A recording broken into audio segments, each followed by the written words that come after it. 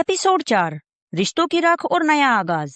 बंटवारे की लकीर सिर्फ घर के फर्श पर नहीं बल्कि रिश्तों के बीच भी खिंच चुकी थी। ससुर जी और आकाश ने संध्या के साथ नीचे वाले हिस्से में रहने का फैसला किया, जबकि सासू माँ अपने चहेते बेटे विवेक और पढ़ी लिखी बहू मीना के साथ ऊपर वाले फ्लोर पर शिफ्ट हो गई। सासू माँ को लगा था कि मीना के पास पैसा है तो वह उन्हें राजरानी बनाकर रखेगी, लेकिन हकीकत कुछ और ही निकली। बंटवारे के पहले ही हफ्ते में सासू माँ की कमर जवाब दे गई। ऊपर वाले हिस्से में मीना ने साफ कह दिया था कि वह काम के लिए कोई नौकरानी नहीं रखेगी, क्योंकि उसे अपनी प्राइवेसी पसंद थी और घर का सारा काम सासू माँ को ही करना पड़ता था।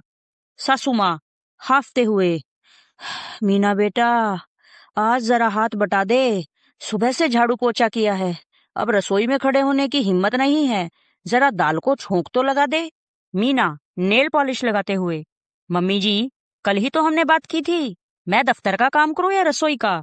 आपने ही कहा था कि संध्या कामचोर है।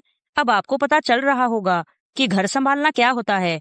वैसे भी मुझे बाहर से खाना ऑर्डर करना पसंद है, अगर आपसे नहीं बनता तो आप भी वही खा लिया कीजिए। सासू माँ नम आंखों से, मीना, क्या पैसा आ जाने से इंसान अपनी मर्यादा भूल जाता है? मैं तेरी सास हूँ, कोई काम वाली नहीं जिसे तू जब चाहे ताने दे। मीना बिना नजरें उठाए, रिश्ते अपनी जगह है मम्मी जी, और काम अपनी जगह। अगर आप काम नहीं कर सकती तो अपनी लाडली बड़ी बहू को वापस बुला लीजिए, पर याद रहे कि इस घर का बजट और मेरी प्राइवेसी में कोई समझौता नहीं होगा। सासू माँ की आंखों में आंसू आ गए।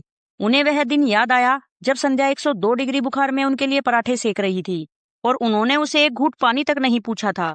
आज उनके पास आराम तो था, पर उस आराम में ममता और इज्जत की कोई जगह नहीं थी। नीचे वाले हिस्से में माहौल बिल्कुल अलग था। संध्या अब खुश थी, उसका चेहरा चमक रहा था, उसने घर को फिर से संवारा था।